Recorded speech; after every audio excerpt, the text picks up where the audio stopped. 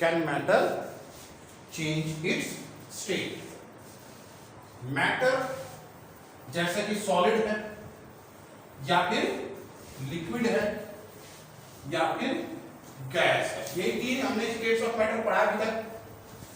Three states of matter, solid, liquid and gas, ये three states हैं। तो क्या ये स्टेट्स मैटर के, सॉलिड वाले लिक्विड में चेंज हो सकते हैं और लिक्विड वाले क्या गैस में चेंज हो सकते हैं? इस एक्टिविटी के थ्रू हमने थोड़ा सा इसको समझने की कोशिश करना है। इसके लिए हम क्या करेंगे, सबसे पहले हम एक बीकर लेंगे। क्या लिया हमने? बीकर लिया।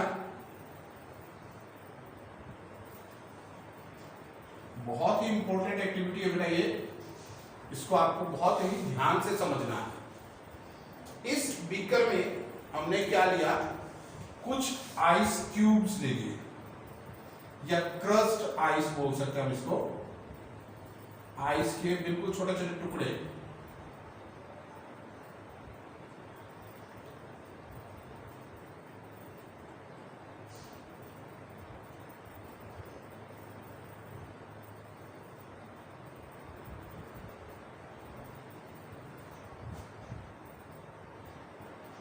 ऐसे आइस हमने इसमें भर दी, ठीक है। बीकर में हमने क्या लिखा, हमने थोड़ी सी आइस ले ली, क्रस्ट आइस। अब इस बीकर को हम क्या करेंगे, एक ट्रिपॉड स्टैंड के ऊपर रखेंगे, ठीक है।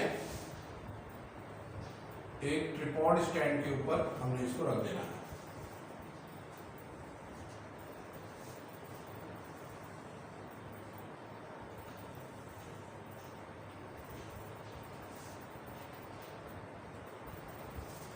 ठीक है, इसके ऊपर हम यूज करेंगे एक वायर गॉज। ट्रिपॉड स्टैंड और बीकर के बीच में हम क्या लगाएंगे, एक वायर गॉज। वायर गॉज का मतलब क्या होता है बेटा, जाली, वायर की एक जाली जैसी है।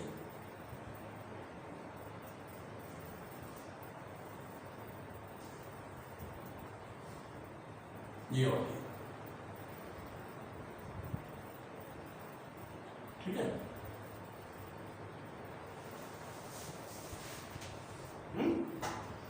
और इस सभी अरेंजमेंट को हमने क्या करना है, एक आयरन स्टैंड के ऊपर रखेंगे।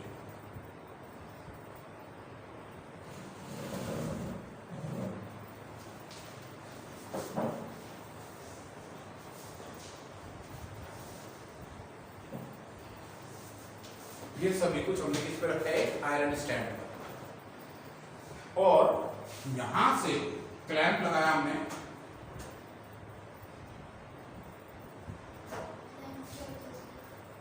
एक रॉड ऐसी निकली हुई है, ठीक है। ये क्लैंप की हेल्प से इसको लटका दिया और इस पे हम क्या करेंगे, थर्मामीटर लगा के इसके अंदर डाल देंगे।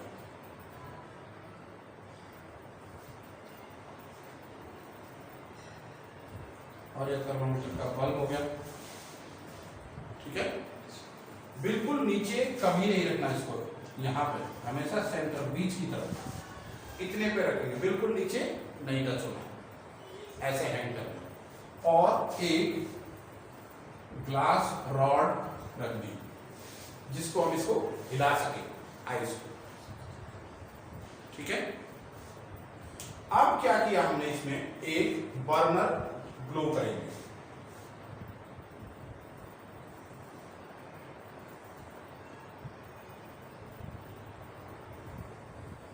गैस बर्नर,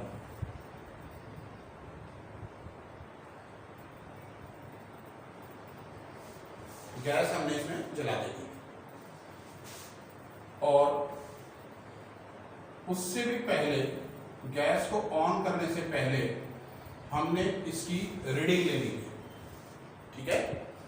थर्मामीटर की रीडिंग कितने डिग्री पे है, तो आइस, ठीक है, यहां लिखता हूं मैं, आइस बिफोर मेल्टिंग मेल्ट होने से पहले टेम्परेचर कितना था आइस का। अभी हमने आग तो जलाई, तो कितना टेम्परेचर शो करेगा ये थर्मामीटर, कितना शो कर रहा है आप बताइए, कितना शो करना चाहिए। ये 0 है और यहाँ पे मैं 100 करता हूँ इसको, 50 लगा दो, कितना 0। तो ये आइस का टेम्परेचर भाई यहाँ आ गया 0, ग्रीन से दिखा रहा कितना है बिफोर मेल्टिंग आइस का टेम्परेचर है 0 डिग्री सेल्सियस। ठीक है, हमने इसको हिला उला के भी देखा क्या टेम्परेचर बढ़ रहा है, नहीं बढ़ा। अब हम इसको क्या करेंगे, बर्न करना शुरू कर दिया। ये हमने आग जलाई, बर्नर ऑन कर दिया।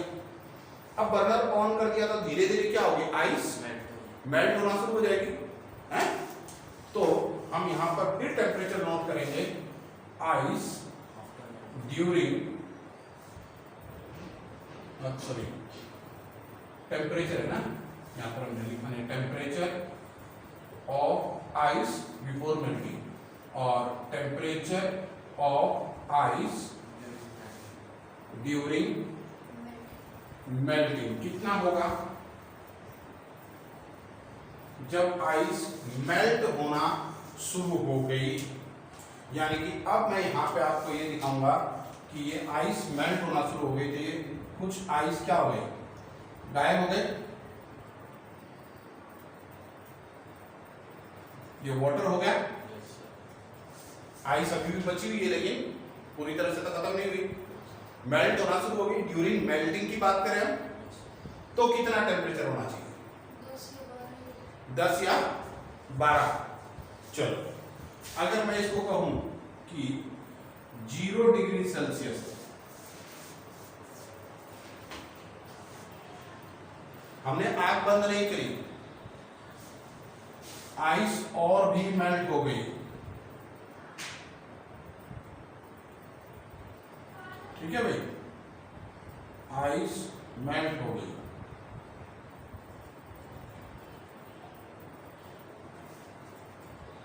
सिर्फ मान लो एक आइस का टुकड़ा बचा हुआ छोटा सा, अब टेम्परेचर कितना,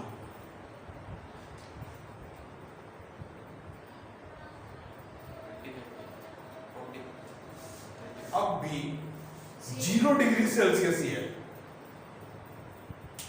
अब भी कितना है, हाँ बिल्कुल सही बात, अब भी 0 डिग्री सेल्सियस है। ठीक है, तो यहां पर मैं ये लिख दूंगा कि टेम्परेचर ऑफ आइस की जगह क्या हो गया, सारा water just after complete melting of ice, तो भी 0 डिग्री सेल्सियस ही है, जस्ट कंप्लीट मेल्ट हुई है। उस समय भी इसका टेम्परेचर देखो ग्रीन वहीं पे है। तो क्वेश्चन ये आता है यहां पे कि इतनी देर से जो हमने आग लगा रखी थी उसकी जो हीट एनर्जी थी वो कहां गई,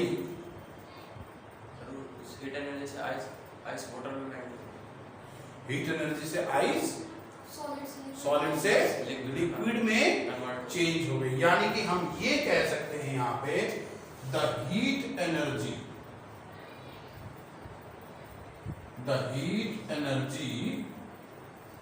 is used to break the force of attraction, the force of attraction between the particles of ice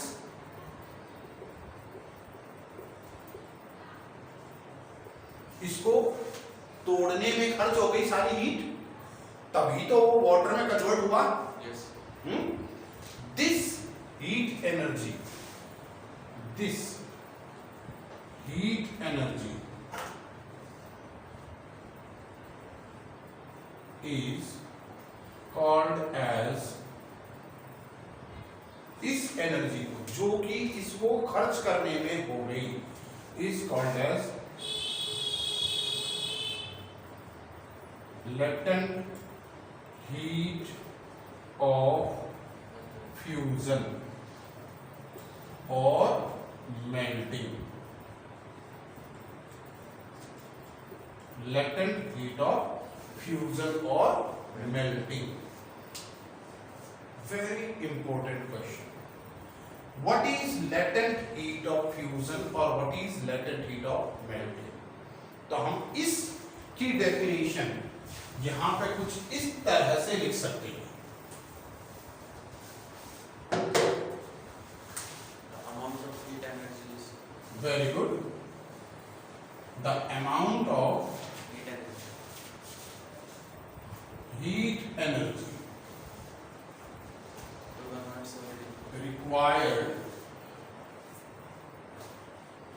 to convert solid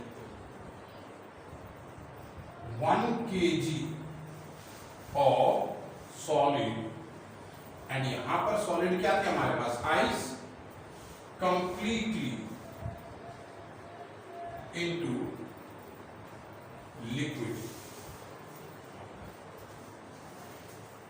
That means यहां पर क्या आ गया लिक्विड में, water. water at its melting point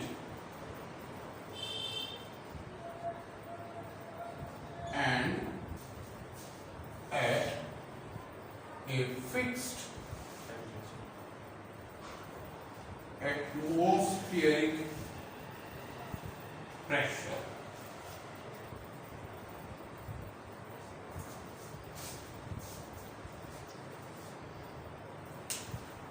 ये लिखने की जरूरत नहीं है, आपके एनसीईआरटी के लास्ट में जो समरी दी गई है वहां पर इस ये डेफिनेशन पूरी की पूरी लिखी हुई है?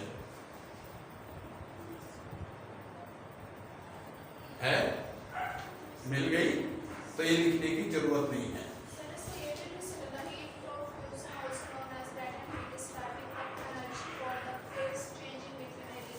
नहीं, ये तो पूछते हैं where does the heat goes, तो हम लिखेंगे the heat energy is used to break the force of attraction वाली बात है। लेटेंट हीट इसी को कहते हैं। लेटेंट मींस हिडन, छुपी हुई, जो कि हमें दिख ही नहीं रही है। कहां गई? टेम्परेचर तो बढ़ा ही नहीं, छुपी हुई है इसका मतलब, इसीलिए उसका नाम रखा लेटेंट हीट। अब वो कर क्या रही है? मेल्ट करने में खर्च हो गई, तो इसीलिए इसका नाम रख दिया लेटेंट हीट ऑफ मेल्टिंग या फिर फ्यूजन। ठीक है, अब यहां पे क्या है बेटा, बात आती है दो। एक तो आपको ये जरूर लिखना पड़ेगा at its melting point and fixed atmospheric pressure. अगर ये दो वर्ड्स आपके नोट्स में या आपके एग्जाम के पॉइंट्स में नहीं है तो कोई मार्क्स भी नहीं है। फिर कई बार आप लोग कहते हो सर हाफ मार्क तो मिलना ही चाहिए, बाकी सब तो लिखा है, सिर्फ ये एक मेल्टिंग वाली बात तो छूट गई। सर एटमॉस्फेयर की तो छुट्टी है, बाकी तो सब हमने लिखा है, हाफ मार्क तो मिलेगा ही 1 नंबर में से। तो ये आपको हाफ मार्क भी नहीं मिलेगा। ठीक है, आप अपनी डेफिनेशन को देखिए, समरी में क्या लिखा है, क्या लिखा है कि नहीं लिखा एटमॉस्फेयर वाली बात। एटमॉस्फेरिक प्रेशर है, तो आपको ये बात लिखनी पड़ेगी। ठीक है, क्यों लिखनी पड़ेगी, इसके पीछे क्या रीजन है, देखो मैं बताऊं कि ठीक है, आइस की मेल्टिंग पॉइंट, आइस कितने पे मेल्ट होना शुरू हुई थी? 0 पे। टेम्परेचर कितना था मेल्ट होने जब स्टार्ट हुई थी? 0 ही था, तो मेल्ट होनी शुरू होगी। आइस कंप्लीटली मेल्ट कितने पे हुई? 0 पे हुई। तो मेल्टिंग पॉइंट आइस की कितनी होगी? 0। और आइस मेल्ट होने से पहले यानी कि ट्यूब थी, सॉलिड में थी, तब उसका टेम्परेचर कितना था? तो यानी कि हम ये भी कहेंगे the freezing point of water वो भी जीरो है, जीरो पे ही वाटर जो है फ्रीज हो जाता है, और आइस जो है जीरो पे ही मेल्ट होना भी शुरू होती है। तो फ्रीजिंग पॉइंट ऑफ वाटर भी जीरो है और मेल्टिंग पॉइंट ऑफ आइस भी 0 डिग्री सेल्सियस ही है। अब वो तो 0 डिग्री फिक्स है, लेकिन अगर यदि हम यहां पे हमारे यहाँ पे अगर हम बॉयल करना शुरू करें, हीट करना शुरू करें भिवानी में, तो वो जल्दी हो जाएगी, लेकिन अगर हम जम्मू कश्मीर में करते हैं तो और जल्दी हो जाती है बॉयल। क्यों? क्योंकि वहां एटमॉस्फेरिक प्रेशर थोड़ा कम है और यहां एटमॉस्फेरिक प्रेशर ज्यादा है क्योंकि वो हाइट पे है। तो इसीलिए एटमॉस्फेरिक प्रेशर की बात भी बहुत जरूरी है, आपको मेंशन करना पड़ेगा। क्लियर हो गई यहां तक? कोई डाउट? गुड। सर यहाँ पे जो समरी में दे रखा है ना, इसमें लेटेंट हीट ऑफ फ्यूजन में ये बात नहीं दे रखी थी एटमॉस्फेरिक प्रेशर वाली। वेपराइजेशन में दे रहे एक ही बात है दोनों। अब हम उसी को भी देखेंगे। अब क्या हो गया, यहां तक ठीक है, चलो अब भी ये हमने बंद नहीं किया। अब टेम्परेचर क्या हो रहा है, धीरे धीरे बढ़ना शुरू हो गया और ये टेम्परेचर बढ़ता बढ़ता बढ़ता बढ़ता 50, 60, 70, 80 तक पहुंचता पहुंचता पहुंचता पहुंचता 100 आ गया। लेकिन जैसे ही ये 30, 40 तक जाना शुरू हो गया, तो आप देखोगे कि जैसे 30, 40 पे शुरू हो गया तो क्या हो गया, वेपर्स बनने शुरू हो गए। ये वेपर्स बनने शुरू हो गए भाई, 50 तक आ गया, वेपर बनने शुरू हो गए, 60 पे आ गया, वेपर बनने शुरू हो गए। ठीक है, तो इसको बोलेंगे इवापोरेशन। Water starts evaporating.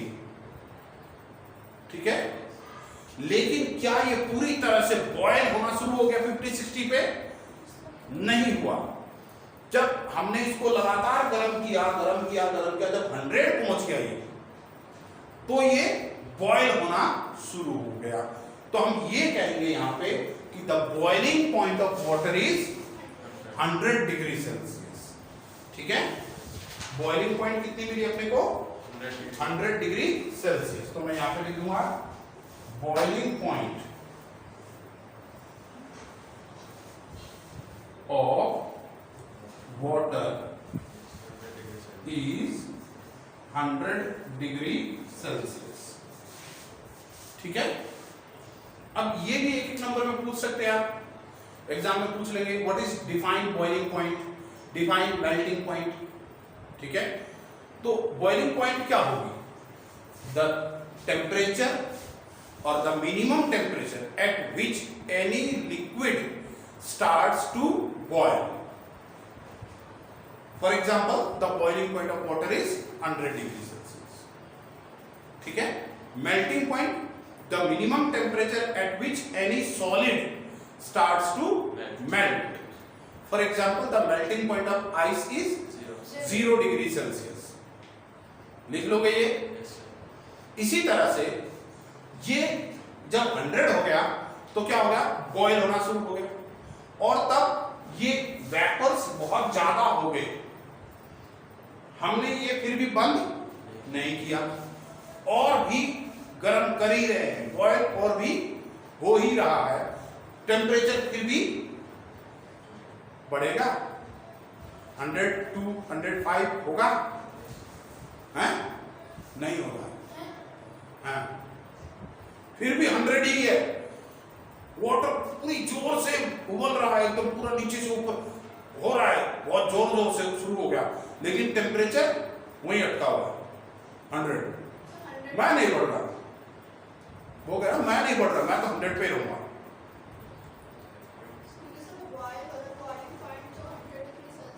हाँ, तो हम हीट तो और भी दे रहे हैं, हमारी हीट कहाँ गई फिर? बॉयल तो थोड़ी 2 मिनट पहले भी हो गया था, हम 2 मिनट हो गए लगातार फिर भी हीट दे रहे।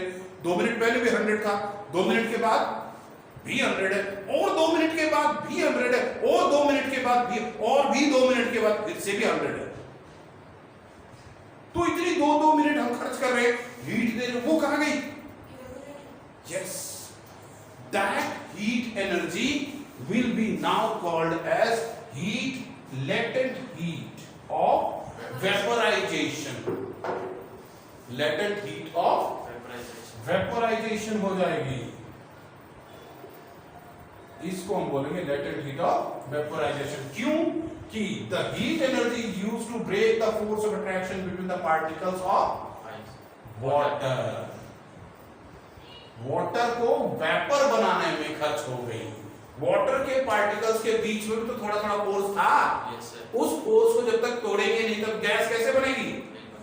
उसको तोड़ा तो वो गैस बन गई। तो उस वाटर के पार्टिकल्स के फोर्स को ब्रेक करने में जो एनर्जी खर्च हो रही है, that energy Vaporization. Is called the latent heat of vaporization. तो what is latent heat of vaporization? हम मान लिखेंगे फिर से, the amount of heat energy required to convert 1 kg of liquid, है ना, 1 kg ऑफ लिक्विड, और यहां पर लिक्विड हमने क्या लिया है? वाटर। वाटर ही evaporate हो सकता है और कोई भी liquid evaporate कुछ मैंने इसी हम जो कर रहे हैं इसलिए मैंने वाटर लिखा है, कोई भी लिक्विड होगा तो एवापोरेट तो होगा, तो कोई भी लिक्विड हो सकता है यहाँ पे, लेकिन हम एक्टिविटी किससे कर रहे हैं, इसीलिए मैंने ब्रैकेट में वाटर लिखा है, ठीक है। So the amount of heat energy required to convert 1 kg of liquid, that is water, completely into Gas. vapors, है ना, completely into गैस लिख देंगे यहाँ पे, और क्योंकि हमारे पास क्या है, वेपर है, तो हम ब्रैकेट में क्या लिख देंगे, vapours. At its Boiling. Melting की जगह क्या आ जाएगा, Boiling. बॉइलिंग पॉइंट आ जाएगा, at its boiling point and at a fixed Atmospheric. Atmospheric pressure, ठीक है। Yes. This is latent heat of vaporization. कोई डाउट नहीं यहाँ पर? So जैसे आपने लिखा था latent heat of fusion. तो fusion और melting में क्या difference? एक ही चीज पे फ्यूजन और मेल्टिंग लिखा ना मैंने, फ्यूजन बोलो या मेल्टिंग बोलो, एक फ्यूज मतलब टूट जाना, फ्यूज मतलब टूट जाना। अब फ्यूज उड़ गया बोल देते हैं घर में, तो वायर होती है वो टूट जाती है, Yes. फ्यूज हो गया, बल्ब फ्यूज हो गया तो वायर जो होती है वो कट जाती है, Yes. टूट गई, दैट इज फ्यूजन, ठीक है। Yes. So this is latent heat of vaporization and latent heat of Fusion. Fusion या मेल्टिंग, जो भी है। क्लियर है यहाँ? Yes. कोई डाउट आया हो तो पूछ सकते हैं मुझसे। अब हम यहाँ पे एक चीज को समझेंगे, एक अभी तक हमने क्या सीखा, कन्वर्जन जो हमने सीखा है वो हमने क्या देखा,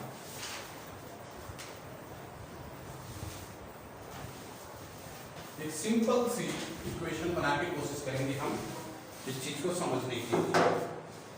देखो हमारे पास क्या है, हमारे पास है सॉलिड, ठीक है, ये बॉक्स हो गया सॉलिड का, ये है लिक्विड, ये बॉक्स हो गया भाई लिक्विड का, और ये हो गया गैस का बॉक्स, ठीक है। अब अगर मैं सॉलिड में से लिक्विड बनाऊंगा तो मुझे क्या करनी पड़ेगी, हीट देनी पड़ेगी। सॉलिड को अगर हम हीट करेंगे तो लिक्विड होगा, and this process will be called as Fusion. Fusion और मेल्टिंग। लिक्विड को गैस बनाने के लिए मुझे फिर से क्या करना पड़ेगा, हीट करना पड़ेगा, and this process is called Vaporization. Vaporization, है ना। और गैस को वापस लिक्विड बनाऊंगा तो क्या करना पड़ेगा, कूलिंग करना पड़ेगा, कूलिंग, और इस प्रोसेस को क्या बोलेंगे, Condensation. कंडेंसेशन। क्या बोलेंगे, कंडेंसेशन। एंड लिक्विड को अगर हम कूल करेंगे तो क्या होगा, सॉलिड होगा, इसको क्या बोलेंगे, सॉलिडिफिकेशन बोल सकते हैं या फिर फ्रीजिंग बोल सकते हैं, सॉलिडिफिकेशन या फिर फ्रीजिंग, ठीक है। यहां तक इस पॉइंट में आ गया, पक्का है। Yes. अब एक छोटी सी बात और आती है, गैस से लिक्विड में चेंज हो तो क्या बोलेंगे? गैस से, देखो गैस से लिक्विड में कंडेंसेशन, क्या बोलेंगे हम उसको, कंडेंसेशन। अब थोड़ी देर पहले हमने एक एक्टिविटी सीखी थी सिरिंज वाली, है ना, उसको हमने सिरिंज में डाला, गैस को प्रेस किया। तो एक तो हमने देखा states of matter can be changed by applying temperature. हमने स्टेट ऑफ मैटर अभी देखा, टेम्परेचर हीट करके भी हमने स्टेट चेंज किए थे, सॉलिड से लिक्विड, लिक्विड से गैस। अब क्या है, प्रेशर लगा के भी तो हम स्टेट को चेंज कर सकते हैं। हमने किया था, गैस थी, प्रेशर लगाया, लिक्विड हो गई थी, और प्रेशर लगाया, dry ice, solid carbon dioxide, पढ़ा हमने या नहीं। तो यानी कि दो तरीके हैं अपने पास किसी मैटर के स्टेट को चेंज करने के लिए। Either we can change the state of matter by applying pressure और बाय इंक्रीजिंग टेम्परेचर, और बाय इंक्रीजिंग और डिक्रीजिंग टेम्परेचर। टेम्परेचर कम या ज्यादा करके हम स्टेट ऑफ मैटर चेंज कर सकते हैं। ज्यादा कर रहे हैं, कम कर रहे हैं, ज्यादा कर रहे हैं, कम कर रहे हैं, तो by temperature also we can change the state of matter, and by applying pressure also we can change the state of matter. Gas थी, प्रेशर लगाया, अब लिक्विड में प्रेशर हटा दिया, गैस वापस गया, ठीक है। लिक्विड में और प्रेशर लगा दिया, प्रेशर हटा दिया, और प्रेशर हटाया, simple. So by the application of the pressure and by the application of temperature we can change the states of matter। ठीक है, यहाँ तक कोई डाउट, किसी को कोई समस्या हो? नहीं है। सॉलिड से गैस में कन्वर्ट आप इधर, अब हम क्या करते हैं, एक और चीज, मेरे पास सॉलिड है, अब हम ट्राइंगल बनाएंगे इस चीज को, स्ट्रेट है ना, इसको हम बनाते हैं ट्राइंगल।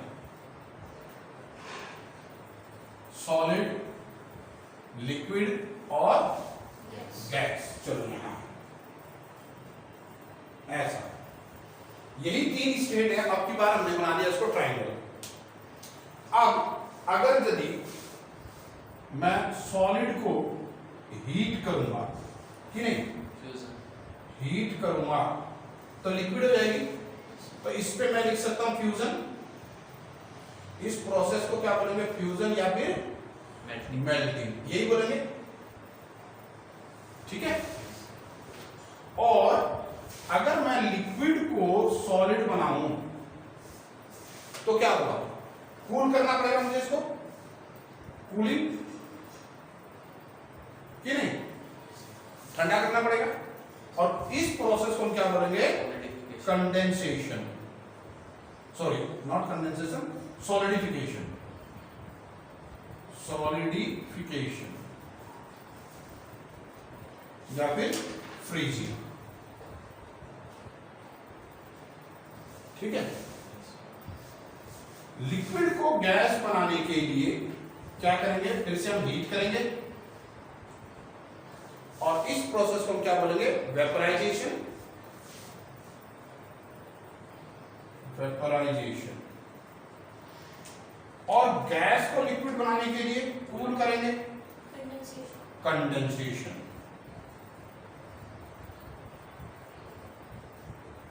ठीक है भाई। अब इस सॉलिड से डायरेक्ट गैस बनाने के लिए हमें हीट करना पड़ेगा या नहीं, हीट की जरूरत पड़ेगी। सॉलिड से डायरेक्ट गैस बनाने के लिए हमने क्या किया, हीट। और इस प्रोसेस को हम क्या बोलते हैं, सब्लिमेशन। क्या बोलेंगे, सब्लिमेशन। अब गैस को सॉलिड बनाना है, गैस को क्या करेंगे, सॉलिड बनाएंगे। तो कैसे बना सकते हैं, इसको कूल करना पड़ेगा, तो कूलिंग, और इसको हम बोलेंगे सब्लिमेशन या फिर डिपोजिशन,